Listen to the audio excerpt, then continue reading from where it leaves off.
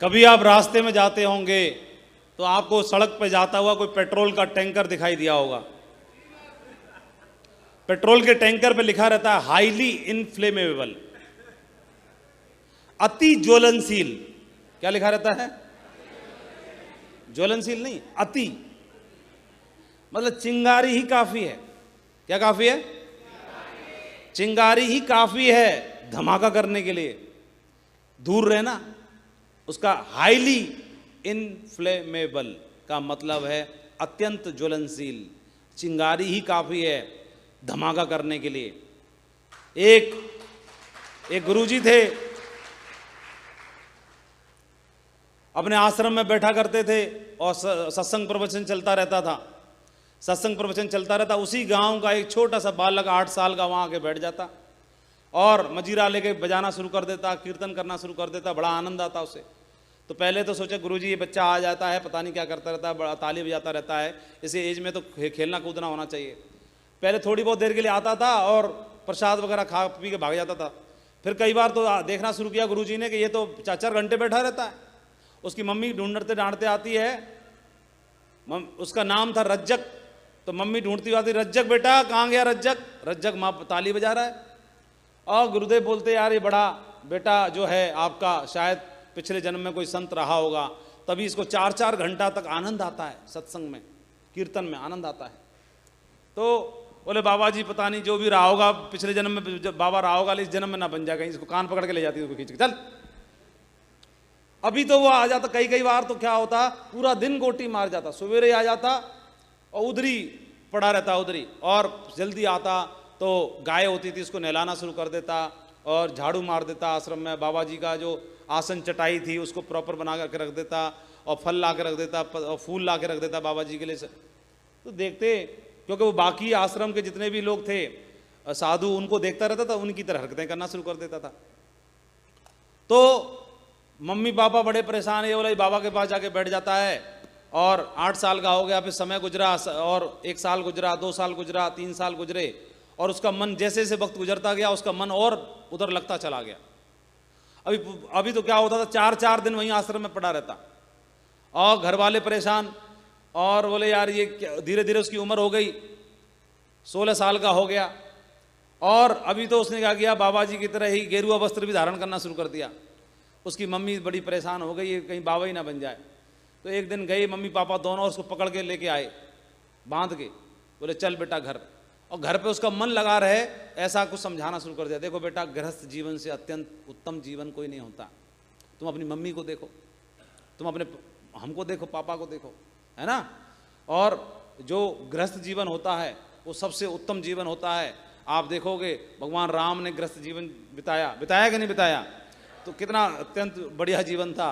बोले इनका जीवन बताया, देखो उनका जीवन देखो, इन्होंने सब जो अच्छे लोग होते हैं वो गृहस्थ जीवन जीते हैं, ज़्यादा बाबाओं के चक्कर में नहीं पड़ते हैं। तो मुंडी हिला हिलू के और ज़बरदस्ती उसको क्या किया, कभी रिश्तेदारी में भेज दिया, कभी शादी ब्याह में भेज दिया, ताकि इसका मन लगे। बारात जाती थी उसमें जबरदस्ती भेज देते, जा रहे रज्जक बारात में, जा दावत खा गया। शादी ब्याह देखेगा तो इसका भी मन लगेगा शादी ब्याह करने का, है ना।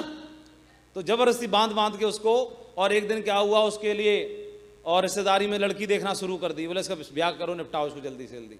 लड़की देखना शुरू, लड़की देख ली गई, और रज्जक से बोला कैसी है, बढ़िया है? बोला हाँ बढ़िया है।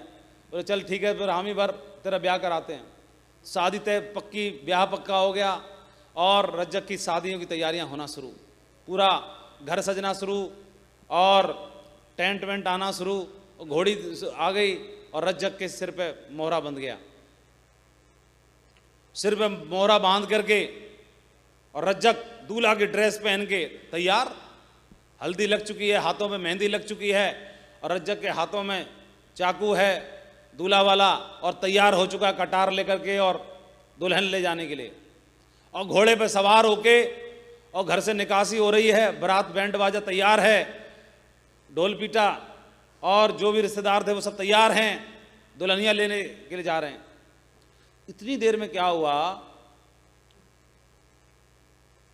क्या हुआ, जो संत थे वो संत वहां पर पहुंच गए, और जैसे ही संत पहुंच गए तो रज्जक एकदम दमदार चेला था, तुरंत 3 सेकंड में घोड़ी से सीधा जंप लगा के नीचे,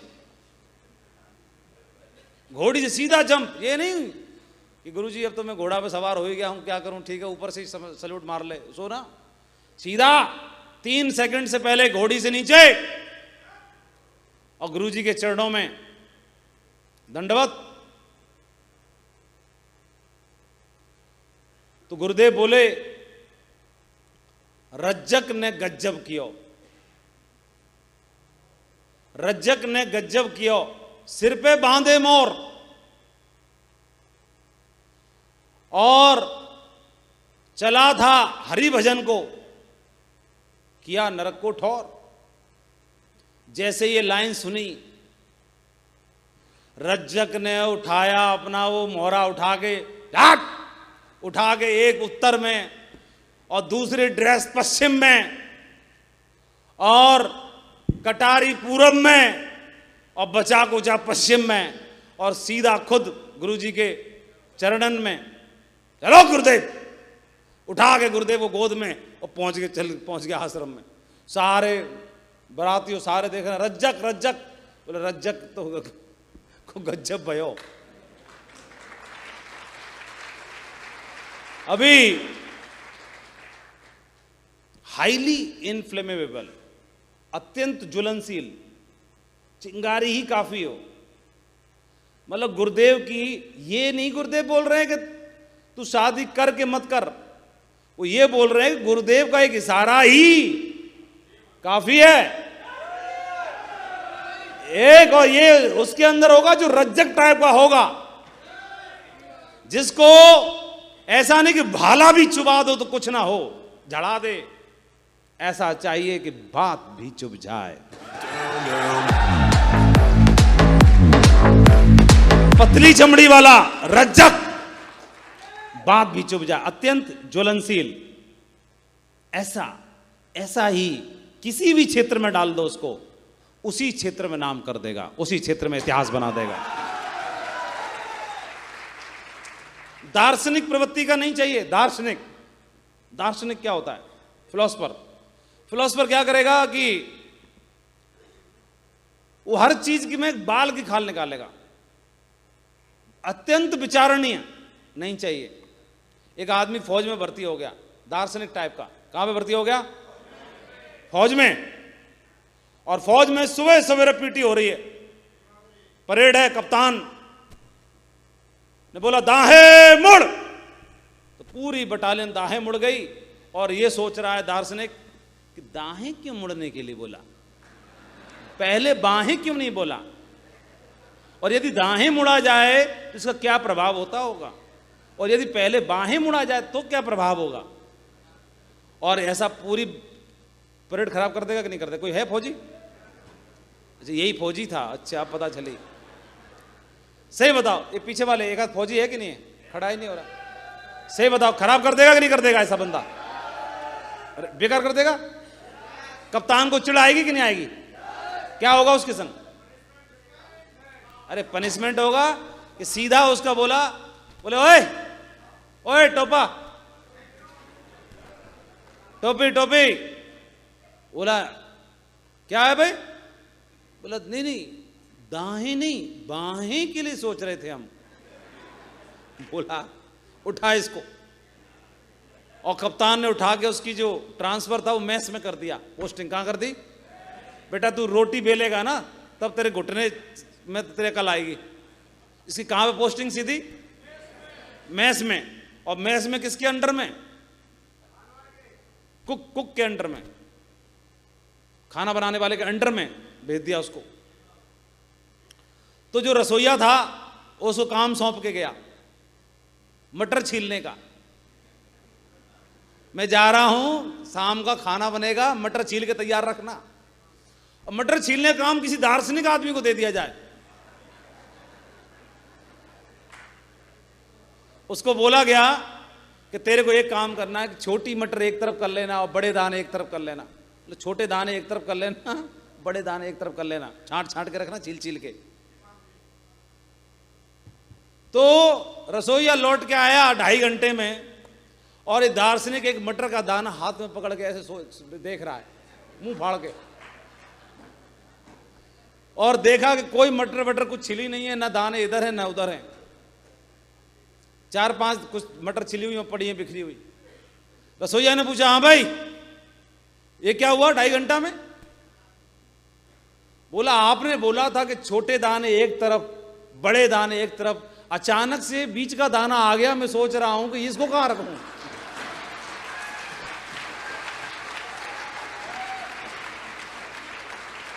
इसको कहां रखूं, और यहीं पर मेरा काम रुक गया, गति आगे बढ़ ही नहीं पा रही, इसको कहां पर रखूं। हमारे बिजनेस में भी कुछ दार्शनिक टाइप के आ जाते हैं। दार्शनिक नहीं चाहिए, हाईली इन्फ्लेमेबल।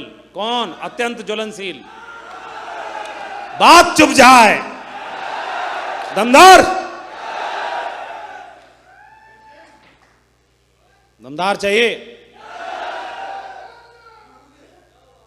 खानदान का इतिहास लिखने की बात है, और इतिहास क्रांतिकारी लिखते हैं। रज्जक चाहिए, रज्जक। What is job? नौकरी क्या है? ई कैटेगरी के जो व्यक्ति हैं वो क्या है? एक आदमी ने बोला, मेरा बॉस अधिकारी आया, my boss arrived at work in a brand new Ferrari. नई चमचमाती हुई फरारी के अंदर मेरा अधिकारी आया, बॉस आया। मैंने बोला वाह क्या सुंदर जबरदस्त गाड़ी है। तो बॉस ने उत्तर दिया कि अगर इसी तरह तुम मन लगा के काम करते रहे और देर रात तक काम करते रहे और बेस्ट परफॉर्मर की तरह काम करते रहे तो अगले साल में एक और ले लूंगा।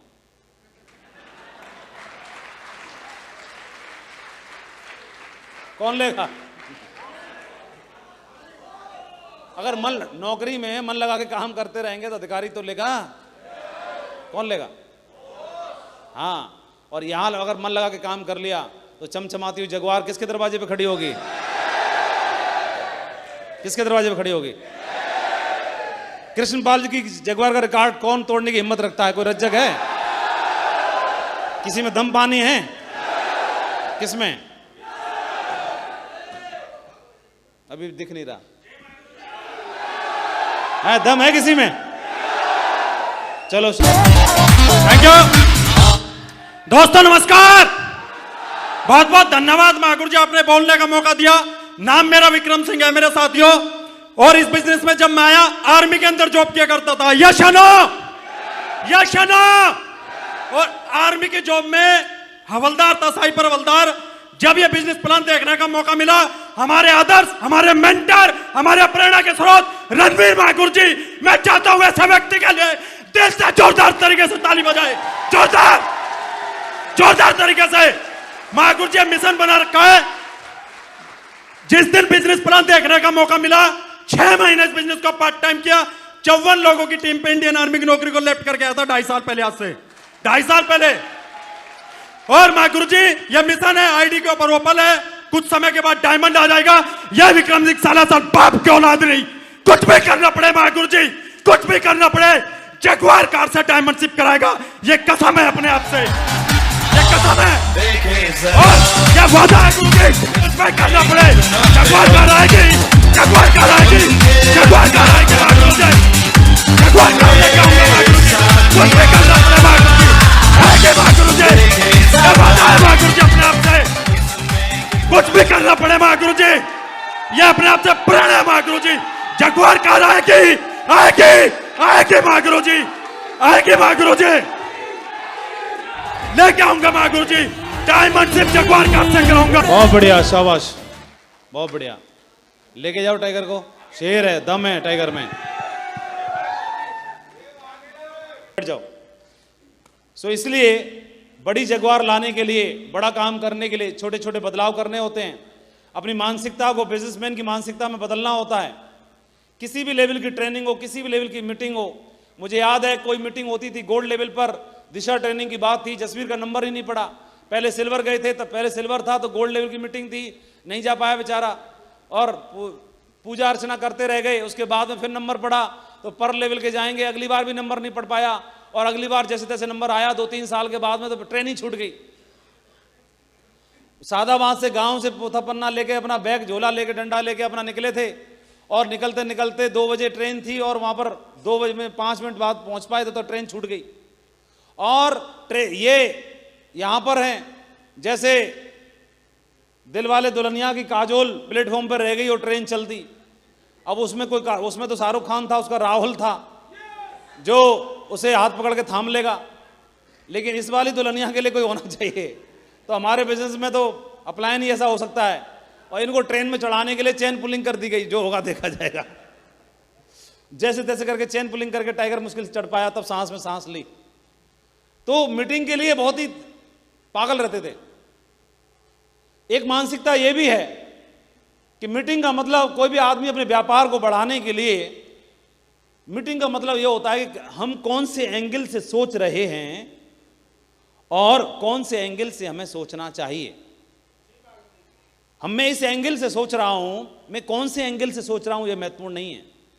महत्वपूर्ण यह है कि मुझे किस एंगल से सोचना चाहिए।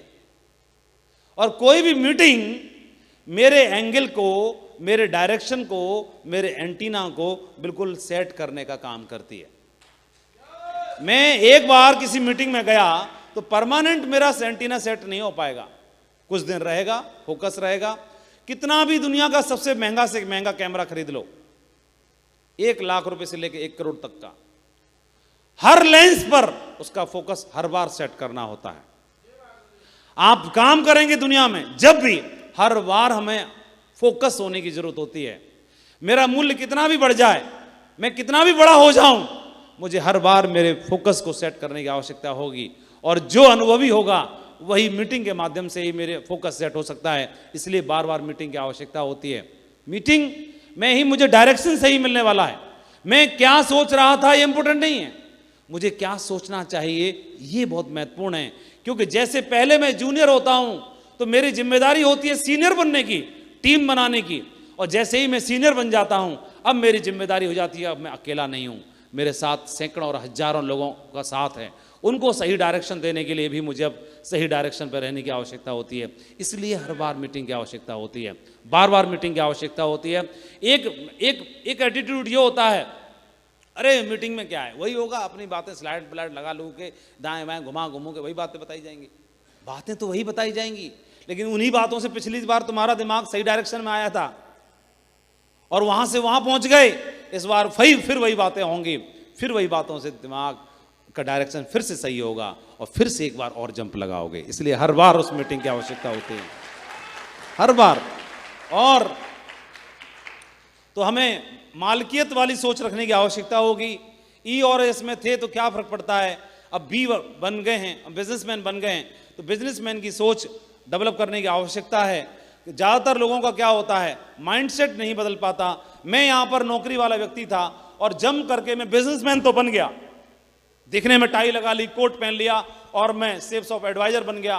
पहले मैं टीचर था, अब टीचर से जम करके मैं सेल्स ऑफ एडवाइजर बन गया। दिखने में ड्रेस कोड में हूँ, दिखने में बिल्कुल तैयार हूँ और दिखने में काम करने के लिए एक्साइटेड हूँ, लेकिन अंदर से भी तो बदलाव करना पड़ेगा। मैं अभी भी मास्टर जी वाली सोच रखे बैठा हूँ, तो मास्टर जी वाली क्या सोच रखती है कि ट्रेनिंग होगी सरकारी खर्चे पर, जो भी मास्टर जी की ट्रेनिंग होगी सरकारी खर्चे पर होगी, मीटिंग होगी, ट्रेनिंग होगी, बीटीसी होगी, बीएड होगा, स्पेशल ट्रेनिंग होगी, कोई और ट्रेनिंग होगी, नौकरी की ट्रेनिंग होगी, जो कुछ भी होगा, खाना पीना होगा, जो कुछ भी होगा, ड्रेस आएगी, ये होगा वो होगा, सब सरकारी खर्चे पर होगा। बिजनेसमैन की मालिकियत की सोच ऐसा नहीं बोलती है। बिजनेसमैन खुद ही एंटरप्रेन्योर होता है, वो खुद ही सीखता है, खुद ही तैयारी करता है, खुद ही निवेश करता है, खुद ही इन्वेस्ट करता है। बिजनेस में टर्नओवर करने के लिए जो कुछ भी करना पड़े वो खुद की जिम्मेदारी स्वीकार करता है, और जब खुद की जिम्मेदारी स्वीकार करता है तो सीखने के लिए खुद ही जाएगा, खर्चा करेगा, इन्वेस्ट करेगा, निवेश करेगा, खुद को तैयार करेगा, और वो वही बिजनेसमैन कहलाता है और वही दुनिया पर राज करता है। उसी जैसा लोग बनना चाहते हैं, वहीं से आप स्वतंत्र हो सकते हैं। Employee mentality, doing for applying no. कई लोगों को लगता है कि एम्प्लॉय मेंटालिटी ये बोलती है कि मैं काम कर रहा हूं, काम करने के बाद में ये मेरा अपलायन है और मैं यहां पर हूं, तो मैं यहां पर हूं, ये मेरा अपलायन है, ये मैं हूं, ये मैं हूं और ये मेरा अपलायन है। तो एम्प्लॉय मेंटालिटी क्या बोलती है, अरे जो कुछ भी कर रहा हूं अपलायन के लिए तो कर रहा हूं, ये दिमाग में बात आती है। और तुम अपलायन के लिए कर रहे हो या फ्री एंटरप्रेन्योर हो, जहां से आपकी लॉग आईडी शुरू होती है वहां से स्वतंत्र मालिक आप होते हैं। जब वहां से स्वतंत्र मालिक आप होते हैं तो राइट और लेफ्ट जहां से आपका बिजनेस चलता है वहां से जो कुछ भी कर रहे हो आप अपने लिए कर रहे हैं। ये सोच मालिक की सोच रहती है। और जब तक जो व्यक्ति दूसरे के लिए काम करता रहेगा तब तक आप इस बिजनेस में बड़ी कामयाबी ले ही नहीं पाएंगे। ये सोच अगर बनी रहेगी, जहां से आपकी लॉग आईडी हो गई, फ्री स्वतंत्र आपको बिजनेस करने का ओहदा और मौका मिलता है, यहीं से अपने बिजनेस को जिम्मेदारी ले स्वीकार करके आपको अपने बिजनेस में एज ए मालिक की तरह, बिजनेस ओनर की तरह जिम्मेदारी स्वीकार करके काम करने की तैयारी करनी है। और यहीं से आप स्वतंत्र आईबीओ बनते हैं और यहीं से बहुत बड़े बिजनेस के एम्पायर के मालिक बनते हैं।